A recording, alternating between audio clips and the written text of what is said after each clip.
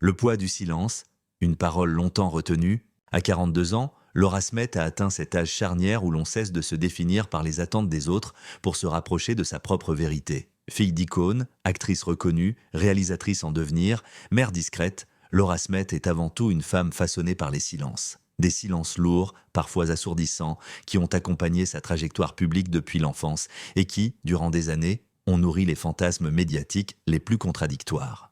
Car dans l'ombre de son nom, il y a l'histoire d'une famille mythifiée, scrutée, disséquée. Et surtout, il y a une relation qui a cristallisé passion et fracture, celle avec Laetitia Hallyday, une relation souvent racontée à la place de Laura, rarement par Laura, jusqu'à aujourd'hui. Une enfance sous les projecteurs. Née dans une France fascinée par les dynasties artistiques, Laura Smet grandit sous le regard permanent des médias. Fille d'un monument de la chanson et d'une actrice à la sensibilité à fleur de peau, elle apprend très tôt que chaque geste peut devenir un symbole, chaque absence un message.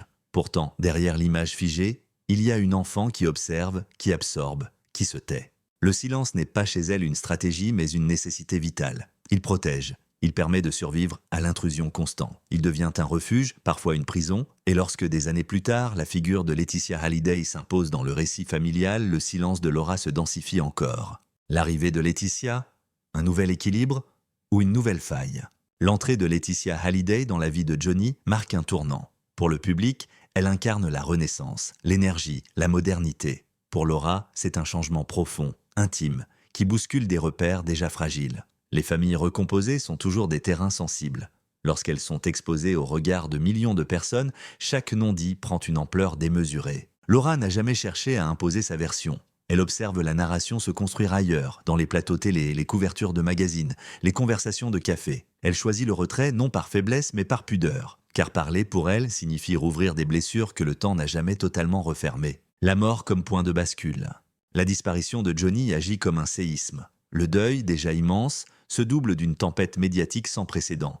Héritage, conflits, accusations, prise de parole contradictoires, la sphère intime devient un champ de bataille publique. Et au cœur de ce tumulte, Laura reste encore silencieuse. Ce silence, beaucoup l'interprètent comme une distance, voire un refus. Peu comprennent qu'il s'agit, une fois de plus, d'une tentative de se protéger. À 42 ans, pourtant, quelque chose change. Le temps a fait son œuvre, la maternité a modifié son regard, l'expérience artistique lui a donné des outils pour transformer la douleur en langage. Et surtout, Laura Smet ressent que se taire davantage reviendrait à laisser d'autres écrire définitivement son histoire à sa place. Briser le silence sans régler de compte. Il est celui d'une respiration. Laura ne parle pas pour attaquer, ni pour réécrire le passé à son avantage. Elle parle pour exister pleinement dans le récit collectif.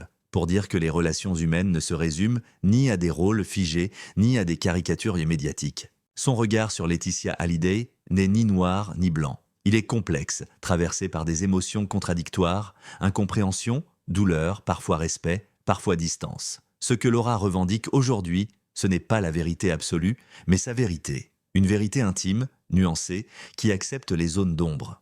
Une parole mûrie par le temps. À 42 ans, Laura Smet ne parle plus en tant que fille d'eux, mais en tant que femme qui a traversé le feu. Sa parole est lente, mesurée, presque fragile, et c'est précisément ce qui la rend puissante. Elle ne cherche pas l'adhésion immédiate, mais la compréhension profonde. Laura Smet et Laetitia Hallyday, les non-dits d'une relation sous tension.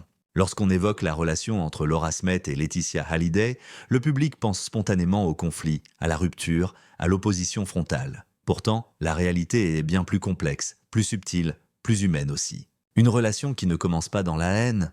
Contrairement à ce que beaucoup ont voulu croire, Laura Smet n'a jamais éprouvé de rejet immédiat à l'égard de Laetitia Hallyday. Au début, il y a surtout de la réserve, une prudence naturelle face à une nouvelle figure entrant dans un univers familial déjà fragile. Laura est adulte, mais demeure profondément attachée à l'image de son père, à ce lien unique forgé dans l'absence et la distance autant que dans l'amour. Laetitia arrive avec son énergie, son désir de structurer, de protéger, parfois de contrôler. Là où Laura fonctionne à l'émotion, à l'instinct, au retrait, Laetitia avance avec organisation, présence constante, visibilité. Deux tempéraments que tout oppose, sans que cela ne conduise immédiatement au conflit. Pendant un temps, la cohabitation émotionnelle est possible bien que précaire. Le déséquilibre progressif des rôles. Avec les années, un déséquilibre s'installe. Laura observe que sa place dans la vie de son père se transforme. Non pas par exclusion volontaire, mais par glissement. La nouvelle famille, les nouvelles priorités, Les nouvelles habitudes créent une distance presque imperceptible au départ, puis de plus en plus tangible. Ce sentiment n'est jamais formulé clairement. Laura ne réclame pas, ne confronte pas. Elle intériorise. Laetitia, de son côté, interprète souvent ce silence comme une forme d'indifférence ou de retrait volontaire. Deux lectures opposées d'une même réalité qui alimentent un malentendu durable. Les médias comme amplificateurs de fractures. À mesure que la notoriété du couple Johnny-Laetitia grandit, la présence médiatique devient omniprésente. Chaque apparition publique est analysée, chaque absence remarquée. Lorsque Laura n'est pas là, on parle de distance affective. Lorsqu'elle est présente mais discrète, on évoque la froideur. Cette narration médiatique agit comme une loupe déformante, imposant des rôles figés. Laura ressent profondément cette injustice. Ne pas parler devient suspect, parler devient dangereux. Laetitia, plus à l'aise avec les codes médiatiques, occupe naturellement l'espace. Cette différence d'aisance renforce l'idée d'un camp contre un autre, alors qu'il s'agit avant tout de deux femmes tentant chacune de protéger leur lien à Johnny. La mort de Johnny, le point de rupture irréversible.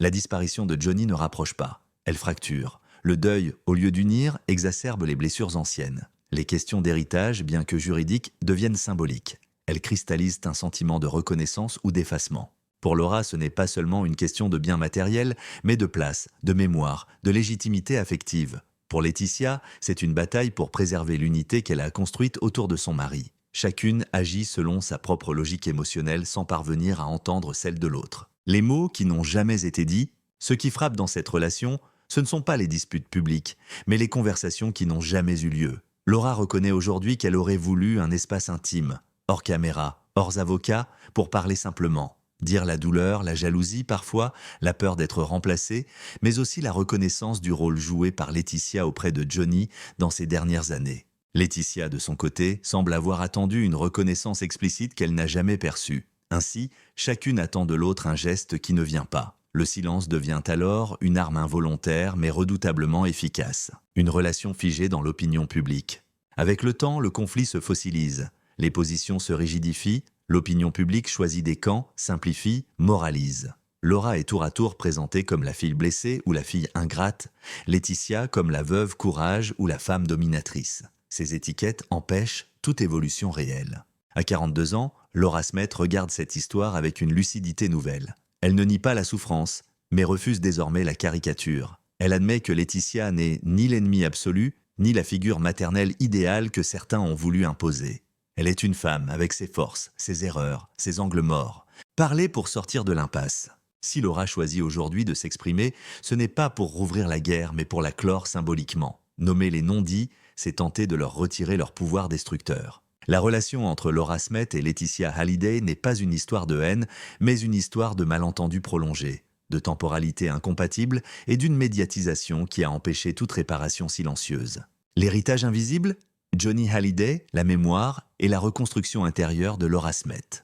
Parler de l'héritage de Johnny Hallyday pour Laura Smet n'a jamais signifié évoquer des chiffres, des biens ou des batailles juridiques. À 42 ans, Laura affirme désormais une conviction profonde.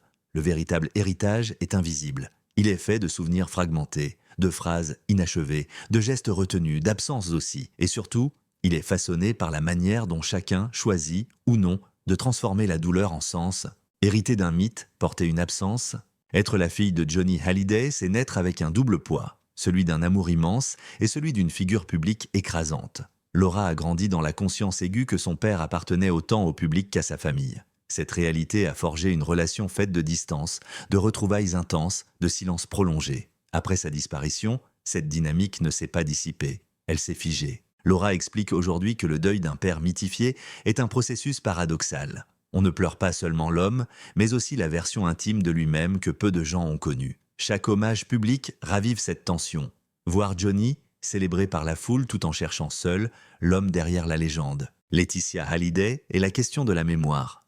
Dans ce processus de deuil, Laetitia Hallyday occupe une place centrale non seulement comme épouse, mais comme gardienne officielle de la mémoire. Laura reconnaît aujourd'hui une vérité qu'elle avait longtemps refusé d'exprimer publiquement. Laetitia a accompagné Johnny dans ses dernières années avec une présence constante, structurante, parfois salvatrice.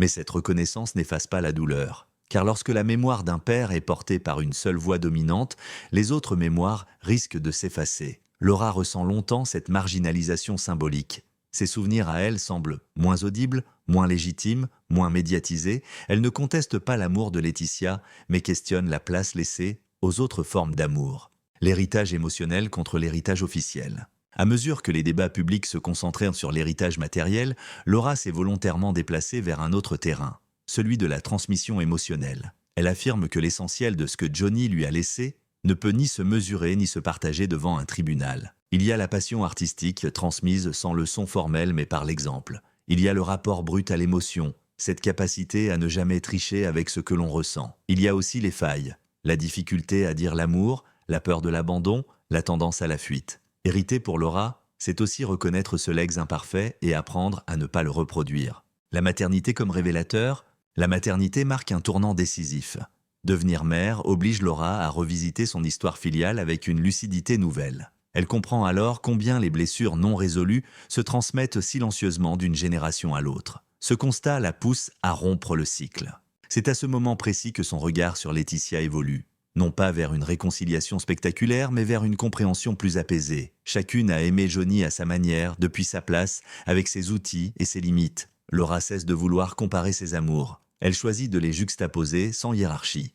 Transformer la douleur en création.